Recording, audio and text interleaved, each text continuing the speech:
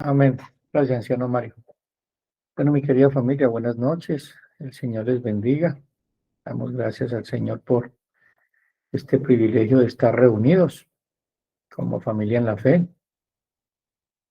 y que sea nuestro santo y buen Dios guiándonos a toda verdad en esta noche.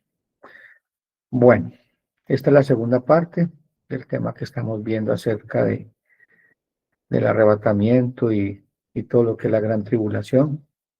Es un tema que realmente, como decíamos inicialmente en la primera clase, es muy tergiversado, mucha desinformación, pero la palabra del Señor es clara y nos muestra la verdad que necesitamos comprender todos los días para ver lo que el Señor quiere que conozcamos acerca de su segunda venida. El tema de hoy se llama la gran tribulación, el horno donde Dios purifica a su iglesia. Vivimos, mis hermanos, en días en que la iglesia parece dormida, el brillo del mundo, el ruido de la tecnología, el amor al confort, la mundanalidad ha venido sofocando la expectación del regreso de Cristo. Pero digo que la expectación, porque todo tiene que estar expectante. La iglesia primitiva estaba expectante y no perdía de vista ese momento, aunque faltaba mucho tiempo, pero ellos vivían a la luz del regreso de Cristo, de su segunda venida. ¿Qué ha hecho el secularismo? Ha redefinido la esperanza cristiana, convirtiendo lo eterno en un mito y lo temporal en un Dios. ¿A qué me refiero con eso? Convirtiendo que lo que Dios ha prometido, su segunda venida, incluso todo lo que es Dios, es solamente un mito o algo que debemos creer como para ser moralmente buenos, pero de eso no se trata. Y eso ha venido permeando la iglesia a través de los tiempos y mucho más en este tiempo que la hora está avanzada. Muchos creyentes ya no oran diciendo, ven, Señor Jesús, sino que viven como si Él jamás fuera a venir. La doctrina del retorno de Cristo ha sido reducida, mis hermanos, a curiosidad profética, es algo morboso, pero no una verdad.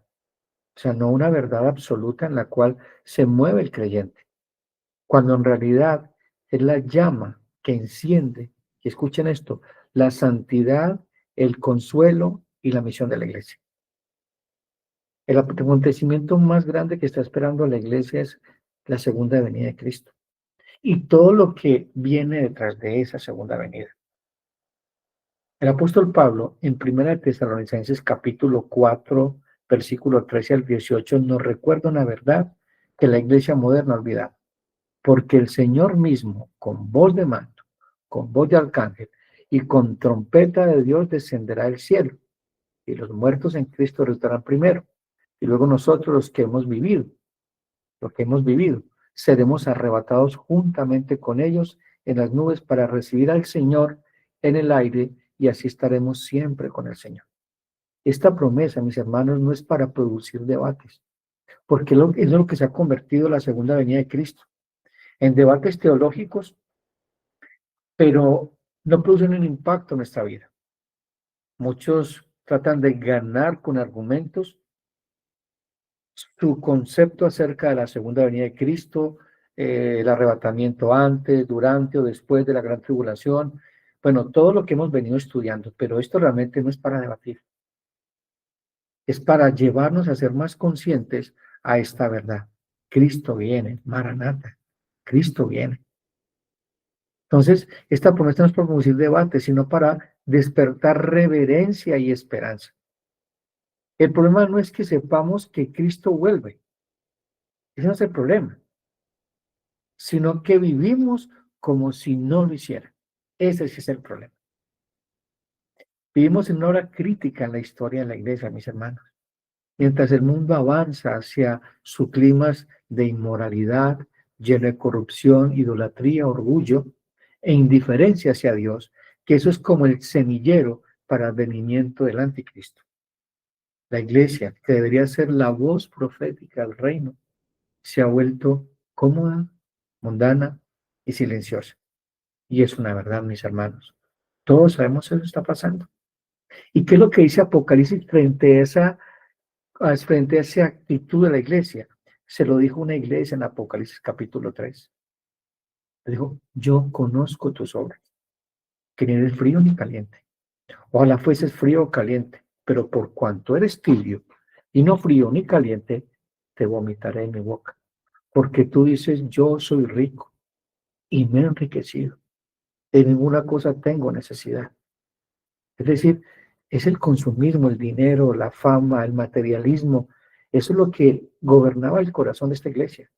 ¿Y qué le dice el Señor? ¿Y no sabes que tú eres un desventurado, miserable, pobre, ciego, desnudo? Por tanto, yo te aconsejo que de mí compres oro refinado en fuego para que seas rico y vestiduras blancas para vestirte y que no se descubra la vergüenza de tu desnudez. Y luego le dice, unge tus ojos con colirio para que veas. Ruego al Señor que este tiempo que vamos a tener de estudio bíblico, el Señor nos permita ver una verdad y ser transformados por esa verdad, ser conmovidos en nuestro corazón para realmente ver una verdad que se ha venido diluyendo en el tiempo y con las cosas que está gobernando el tiempo. De este tiempo, esta es la eternidad, el príncipe de este mundo gobierna. Y es un ataque feroz en contra de la iglesia. Y lo hace desde adentro, con doctrinas equivocadas. Y es por eso que queremos aclarar esta noche esta verdad absoluta de que Cristo viene. Muchos hablan del rapto como si fuera un escape antes del sufrimiento. Y eso ya lo vimos en la clase pasada, y vamos a hacer un recorderis de ese tema. Muchos hablan del rapto como si fuera un escape antes del sufrimiento, pero la Escritura enseña que la iglesia será purificada y probada antes de ser glorificada. Como dice 1 Pedro 4:17, porque es tiempo de que el juicio comience por la casa de Dios. El llamado del Espíritu Santo en esta noche es a despertar a una esperanza santa, no a una comodidad religiosa. Hermanos, el regreso de Cristo no es un mito lejano, es una certeza inminente. El mundo y la iglesia se están preparando consciente o inconscientemente para el día de separación final. Los que aman su venida y los que aman este siglo. Hay dos tipos de personas, hijos de Dios, hijos del diablo. Los hijos de Dios esperan con alegría y con gozo ese momento. Debe ser para nosotros alegría y gozo y esperanza. Es la redención final. Es el establecimiento de la justicia de Dios. Es el juicio sobre las naciones. Es la redención de los escogidos. Para los que están sin Cristo, para los que siguen la corriente de este siglo y el príncipe de este mundo, horrenda expectación. Y eso tiene que motivarnos a nosotros a predicar el Evangelio, como hemos visto esta semana de los devocionales. A predicar a tiempo y fuera de tiempo. A ser conscientes de esta verdad porque esa es nuestra misión. Entonces, el día de la reunión con Cristo, que es el rapto. El llamado rapto, que lo vimos en la clase pasada, que el término en griego es arpazo, no ocurre antes de la gran tribulación, sino en el contexto del regreso glorioso del Señor, después de un tiempo de prueba y persecución. Y esto es muy importante que lo tengamos en mente porque ahí nos vamos a enfocar. Es un tiempo de prueba y persecución. No es un escape de la tribulación, ni un retiro secreto, sino la gloriosa reunión de Cristo con su iglesia en su venida final. En la visión reformada, es decir, en lo que ha visto toda la iglesia por más de 1700 años, es que la iglesia estaría en la gran tribulación. Y ya vimos en la clase pasada el por qué los dispensacionalistas hablan de un rapto antes de la gran tribulación. Veíamos que eso es algo nuevo y que tenía una cantidad de errores de interpretación. Entonces no es un escape de la tribulación ni un retiro secreto, sino la gloriosa reunión de Cristo con su iglesia en su venida. En la visión reformada, el rapto no es un evento separado del regreso. Escuchen esto. El rapto no es un evento separado del regreso de Cristo, sino parte del mismo acto glorioso en que Él descenderá para juzgar al mundo y glorificar a su pueblo. Desde la perspectiva reformada, no hay dos venidas de Cristo, sino una segunda venida gloriosa con dos efectos distintos: salvación y reunión para su iglesia fiel. Primera Tesalonicenses 4, 16, 17. Porque el Señor mismo, con voz de mando, con voz de arcángel y con trompeta de Dios descenderá al cielo. Y los muertos en Cristo resucitarán primero.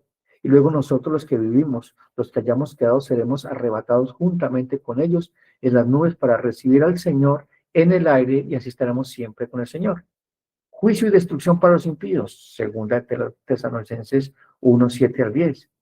Y a vosotros que sois atribulados, daros reposo con nosotros, cuando se manifieste el Señor Jesús desde el cielo con los ángeles de su poder en llama de fuego, para dar retribución a los que no conocieron a Dios, ni obedecen al Evangelio de nuestro Señor Jesucristo, los cuales sufrirán pena de eterna perdición, excluidos de la presencia del Señor y de la gloria de su poder, cuando venga en aquel día para ser glorificado en sus santos y ser admirado en todos los que creyeron. ¿Sí ven?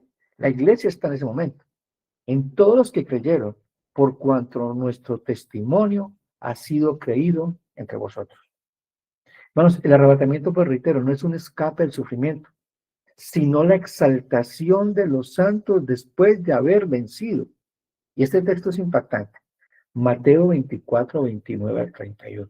Dice: e inmediatamente, mire, después de la tribulación de aquellos días, el sol se oscurecerá y la luna no dará su resplandor, y las estrellas caerán del cielo y las potencias de los cielos serán conmovidas. Entonces, miren, aparecerá la señal del Hijo del Hombre en el cielo, y entonces lamentarán todas las tribus de la tierra, y verán al Hijo del Hombre viniendo sobre las nubes del cielo con poder y gran gloria, y enviará a sus ángeles con gran voz de trompeta, juntará a sus escogidos, es decir, a su iglesia, de los cuatro vientos, desde un extremo del cielo hasta el otro.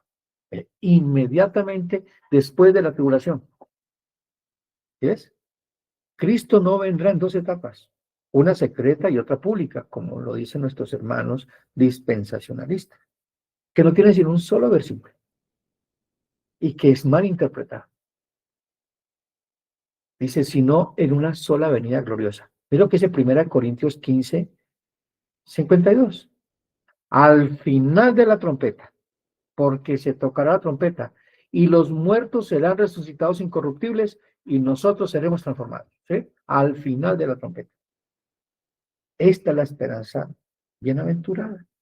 Tito 2:13 dice, porque la gracia de Dios se ha manifestado para salvación a todos los hombres, enseñándonos que renunciando a la impiedad y a los deseos mundanos, vivamos en este siglo sobria, justa y piadosamente. ¿Y cuál es el enfoque? Aguardando la esperanza bienaventurada y la manifestación gloriosa de nuestro gran Dios y Salvador Jesucristo. No está diciendo aguardando el rescate antes de que Él venga. ¿O lo dice ahí? No lo dice. No lo está diciendo. El texto mismo está diciendo, aguardando la esperanza de la manifestación gloriosa de nuestro gran Dios y Salvador Jesucristo. Bueno, no es un escape del mundo, sino la manifestación de Cristo como Rey sobre todas las cosas. Veremos el propósito espiritual del rapto y la purificación de la iglesia. La escatología reformada siempre une esperanza futura con santidad presente. El apóstol Juan nos dice con claridad, y todo aquel que tiene esta esperanza en él, en el regreso de Cristo, se purifica a sí mismo, así como él es puro. Lo leo completo en 1 Juan 3, 2 al 3. Amados, ahora somos hijos de Dios, y aún no se ha manifestado lo que hemos de ser, es decir, transformados a la imagen de Cristo. Pero sabemos que cuando Él se manifieste, el día del Señor, el día de su segunda venida, seremos semejantes a Él, pues eso nos transformará. Este cuerpo de humillación se revestirá de cuerpo de gloria. Primero los muertos en Cristo y luego los que hemos quedado, porque le veremos tal como Él es. Y todo aquel que tiene esta esperanza en Él se purifica a sí mismo, así como Él es puro. Por eso les digo, hermanos, que esta verdad tiene que llevarnos a nosotros a la santidad, a perseverar en el perseguir la santidad sin la cual nadie verá al Señor. Hermanos, el rapto como examen espiritual. La venida de Cristo será la prueba final del corazón. Esto es la prueba final para los creyentes, porque les garantizo, mis hermanos, que el común denominador de nosotros como creyentes no hemos sido probados casi hasta la muerte. No hemos resistido hasta la muerte, hasta la sangre, como muchos creyentes en África, en el Medio Oriente, en muchos lugares, incluso en Latinoamérica. Pero se han mantenido firmes. Nosotros todavía no, y pensamos entonces que nosotros no vamos a pasar eso.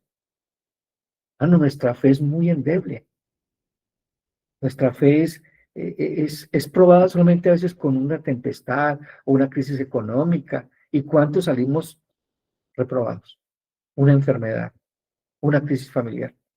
Ahora que venga la gran tribulación. Como dice un dicho por ahí, el día de la quema es que se ve el humo.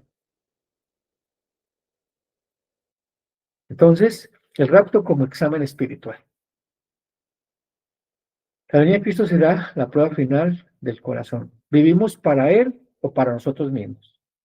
¿Ansiamos su gloria o nos aferramos a este mundo? ¿Y cómo está viviendo la iglesia? Hermanos, consumismo, mundanalidad, secularismo, el temor de Dios. Jugamos con el pecado, lo que vemos en la televisión, cómo hablamos, con quién hablamos, dónde vamos, qué hacemos. Si ustedes realmente examináramos su vida, nosotros todos, examináramos a la luz del Evangelio, ¿cree que estamos aprobados por Dios? ¿Qué dice 2 de Pedro 3:14? Esperando, mire, esperando y apresurándoos para la venida del día de Dios, en el cual los cielos encendiéndose serán deshechos y los elementos siendo quemados se fundirán. Pero nosotros, otra vez, esperamos según sus promesas, cielos nuevos y tierra nueva, en los cuales mora la justicia, por lo cual, oh amados, estando en espera de estas cosas, mire que no están diciendo esperando el arrebatamiento, sino de todo lo que usted está leyendo ahí arriba. Procurad con diligencia ser hallados por él sin mancha, irreprensibles y en paz. Hermanos, la fe tiene que ser probada.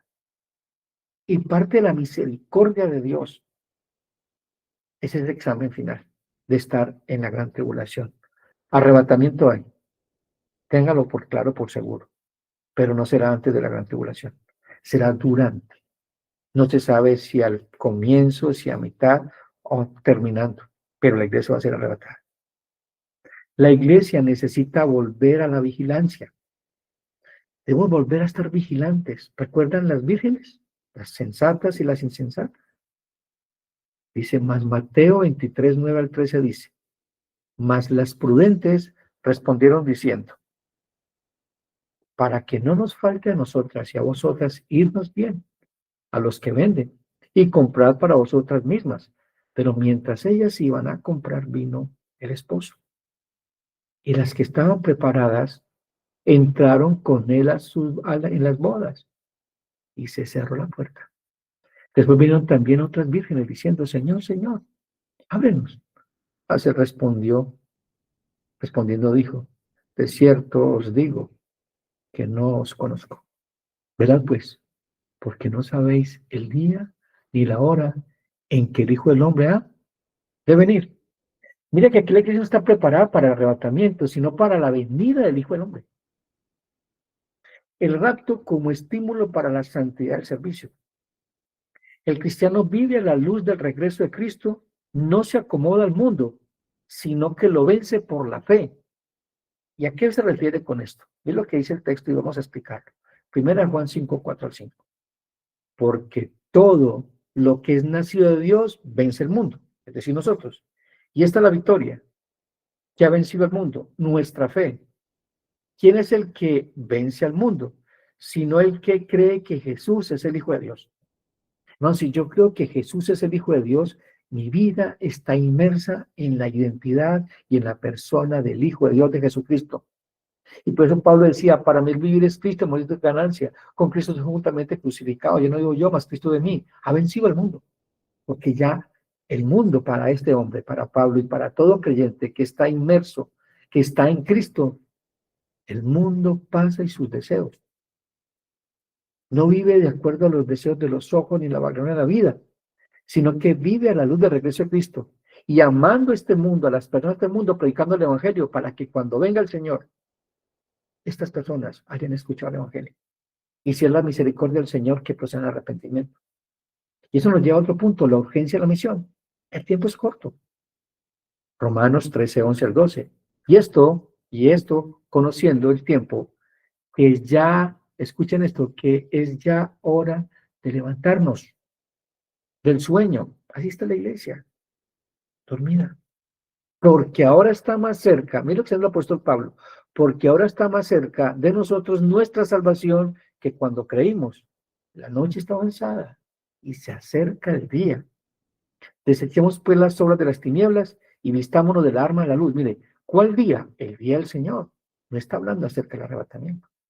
El día del Señor. Esto también nos lleva aquí a la pureza moral. El juez está a la puerta. Santiago 5, 8 al 9 dice, por tanto, hermanos, tened paciencia hasta la venida del Señor. Mirad cómo el labrador espera el precioso fruto de la tierra, aguardando con paciencia hasta que reciba la lluvia temprana y la tardía. Tened también vosotros paciencia, afirmad vuestros corazones, porque la venida del Señor se acerca. La venida del Señor se acerca. Esto también nos lleva también esta verdad al consuelo en el sufrimiento. Así estaremos siempre con el Señor. Volvemos a 1 Tesalonicenses 4, 16 al 18. Porque el Señor mismo, con voz de mando, con voz de arcángel y con trompeta Dios descenderá al cielo y los muertos en Cristo resucitarán primero. Y luego nosotros, los que vivimos, los que hayamos quedado, seremos arrebatados juntamente con ellos en las nubes para recibir al Señor en el aire. Y así estaremos siempre con el Señor. Por tanto, alentaos los unos a los otros con estas palabras. Hermanos, el rapto no es una doctrina para especular, sino para transformar donde la iglesia pierde la esperanza de la venida, pierde el fuego de su santidad. Hermanos, si la iglesia no está enfocada en la segunda venida de Cristo, hermano, pues vive como quiere.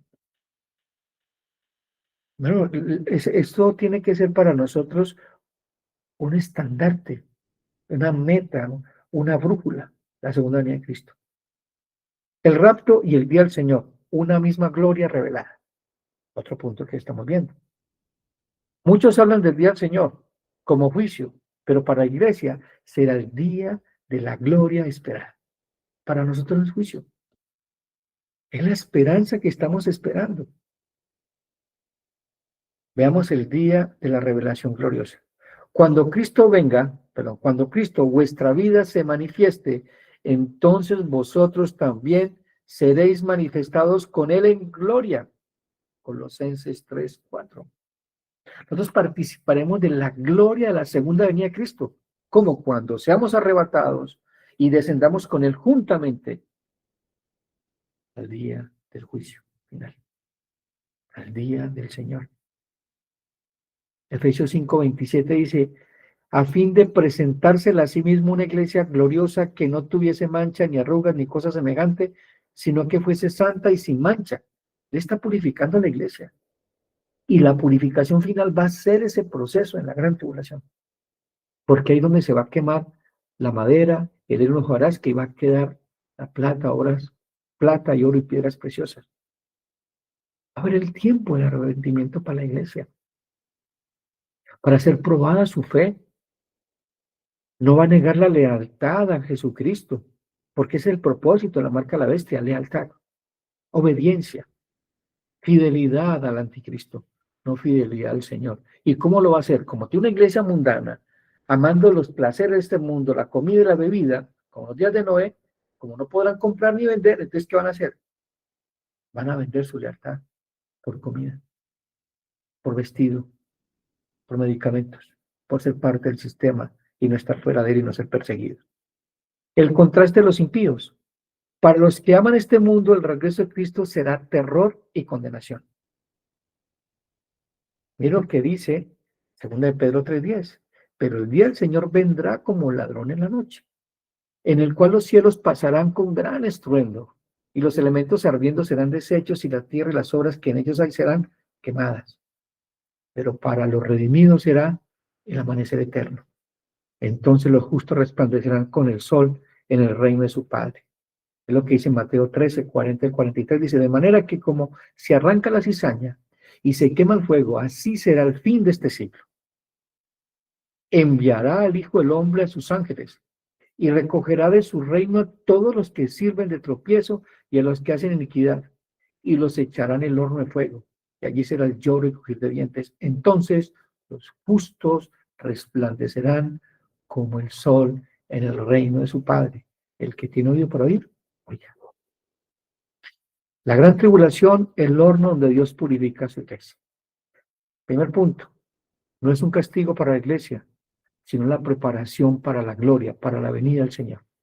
La gran tribulación, Mateo 24, 21, dice, no de entenderse como una ira de Dios contra su pueblo, sino como un proceso de purificación, un tiempo en el que el trigo será separado de la cizaña y la fe auténtica será probada como el oro. ¿Qué dice Isaías 48, 10? He aquí, te he purificado, te he probado en el horno de la aflicción.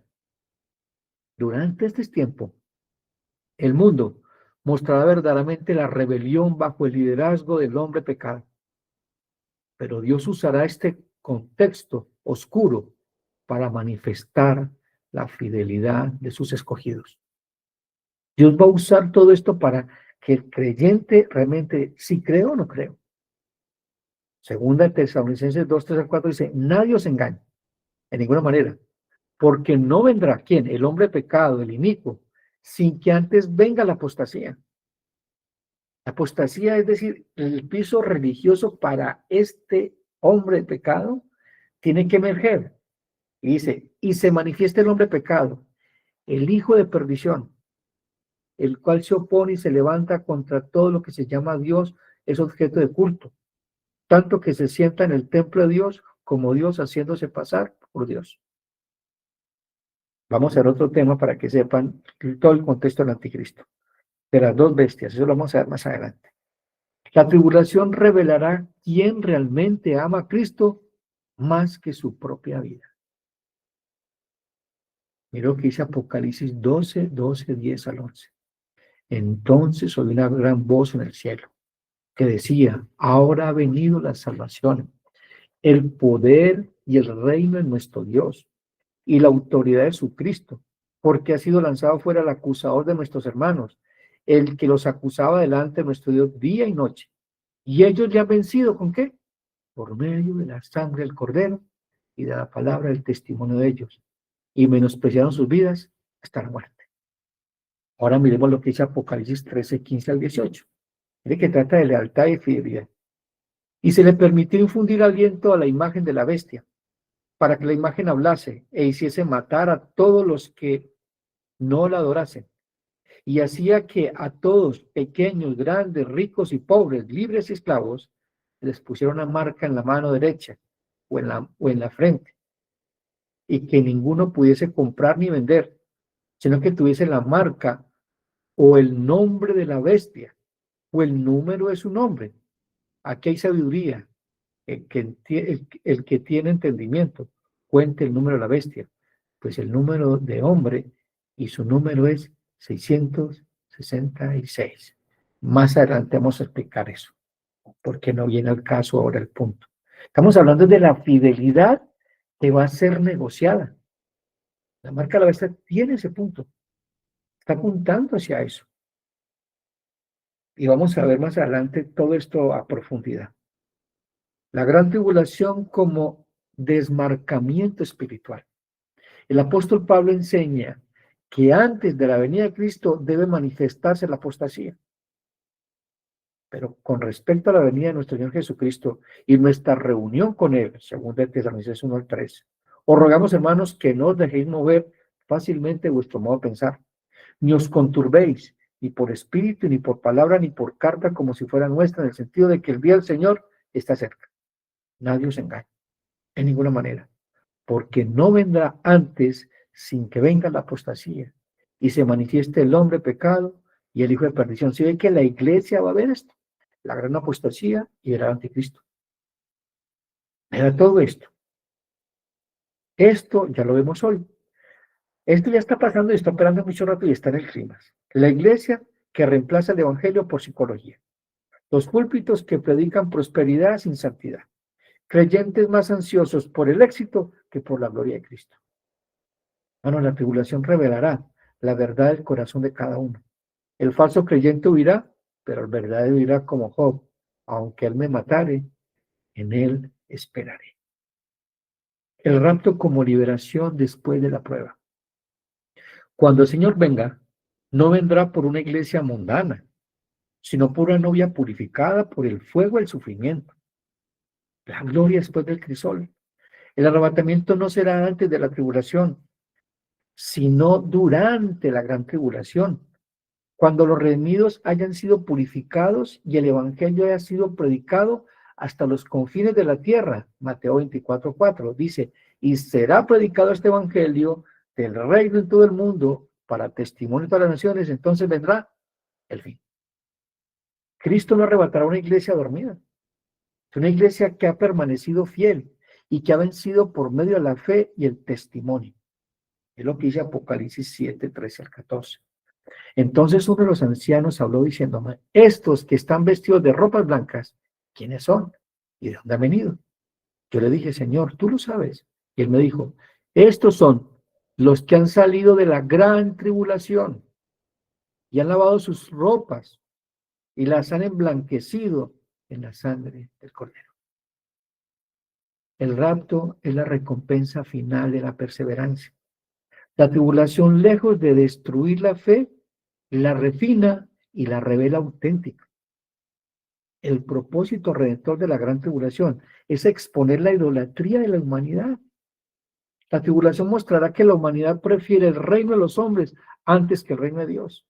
El anticristo representa la culminación del orgullo humano. El hombre queriendo ocupar el trono de Dios. A eso se refiere también la marca de la bestia. Segunda Tesalonicenses 2:4, vamos a leer. El cual se opone y se levanta contra todo lo que se llama Dios o es objeto de culto, tanto que se sienta en el templo de Dios como Dios, haciéndose pasar por Dios. En este contexto, mis hermanos, la iglesia debe mantener su testimonio fiel, no ceder ante el sistema del mundo, ni vender su alma a cambio de comodidad. ¿Qué hará la gran tribulación? Revelará la soberanía de Cristo sobre la historia. El Señor permite la tribulación no como un fracaso de su plan. Pues que usted encuentra aquí un texto que por haberse multiplicado la maldad, el amor de muchos se enfriaría. El Señor permite todo esto, la tribulación, no como un fracaso de su plan, sino como la consumación de su soberanía. Nada escapa de su control. Aun cuando el dragón parece triunfar, el Cordero sigue gobernando el trono. Miren lo que dice Apocalipsis 13:5-8. Y mire que parece que está ganando. También se le dio boca que hablaba grandes cosas y blasfemias. Y se le dio autoridad para actuar 42 meses. Y abrió su boca en blasfemias contra Dios, para blasfemar de su nombre, de su tabernáculo y de los que moran en el cielo. Y escuchen esto. Y se le permitió hacer guerra ¿contra quién? Contra los santos y vencerlos. ¿Se ve que la iglesia está allí? Contra los santos y vencerlos. También se le dio autoridad sobre toda tribu, pueblo, lengua y nación. Y la adoraron todos los moradores de la tierra, cuyos nombres no estaban inscritos en el libro de la vida del Cordero, que fue inmolado desde el principio del mundo. Si alguno tiene oído, oiga. Hermanos, el pueblo de Dios no está llamado a especular sobre el cuándo, sino a prepararse para el quién, Cristo mismo. Les repito de nuevo, el pueblo de Dios no está llamado a especular sobre el cuándo, sino a prepararse para el quién, Cristo mismo. Más veremos el llamado urgente. Despierta la iglesia al Señor. La iglesia debe ser una novia expectante, no una viuda olvidadiza. Repito de nuevo, la iglesia debe ser una novia expectante, no una viuda olvidadiza. El Señor retarda su promesa. sino que da tiempo al arrepentimiento. Segunda de Pedro 3:8 al menos. Mas, oh amados, no ignoréis esto, que para el Señor, que para con el Señor un día es como 1000 años, y 1000 años como un día. El Señor no retarda su promesa, según algunos tienen por tardanza, sino que es paciente para con nosotros, no queriendo que ninguno perezca, sino que procedan que todos al arrepentimiento. ¿Y cómo van a arrepentirse si no hay quien les predique? ¿Y cómo van a creer si no hay quien les nombre el nombre del Señor y les cuente el Evangelio? Su venida será súbita, y muchos estarán ocupados en los banquetes de este siglo. Que dice Mateo 24:37-39. Mas como en los días de Noé, así será la venida del Hijo del Hombre. Porque como en los días antes del diluvio estaban comiendo y bebiendo, casándose y dando en casamiento, hasta que el día en que no entró en el arca, y no entendieron, hasta que vino el diluvio y se lo llevó a todos, así será también la venida del Hombre. Hoy, el Espíritu Santo esta noche nos dice, despiértate tú que duermes, levántate de los muertos, y te alumbrará Cristo. Efesios 5:14.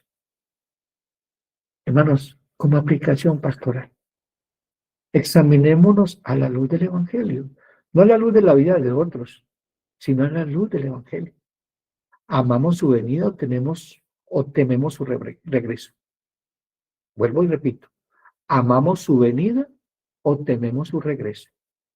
La respuesta revela dónde está nuestro tesoro. Vivamos como extranjeros y peregrinos. Todo lo terrenal se disolverá, solo el eterno permanecerá. Como dice la Escritura, ¿de qué le sirve al hombre ganar el mundo si su alma la perdiere? O como también dice, que pongamos nuestros ojos en las cosas eternas que no se ven, porque el que hace la voluntad de Dios permanece para siempre. No pongas tu esperanza en las estructuras de este mundo, sino en el Rey que viene. Prediquemos con urgencia. El tiempo de la gracia aún corre, pero pronto se cerrará la puerta. Predica, ora, intercede. Que nadie perezca sin haber oído el Evangelio de Cristo. Santifiquemos nuestras vidas. Bueno, la mejor preparación para venir al Señor no es predecir la fecha, sino vivir en santidad y amor cada día, esperando ese día. El rapto de la iglesia no es un mito, mis hermanos. Es la cita ineludible con la eternidad. Cristo vendrá, y con él el fin de los tiempos, el inicio del reino visible y el cumplimiento de toda la promesa. El rapto y la gran tribulación no son historias opuestas, sino partes de un mismo drama divino. La redención culminando en gloria, Cristo vendrá. No a rescatar una iglesia escondida, sino a recompensar una iglesia fiel.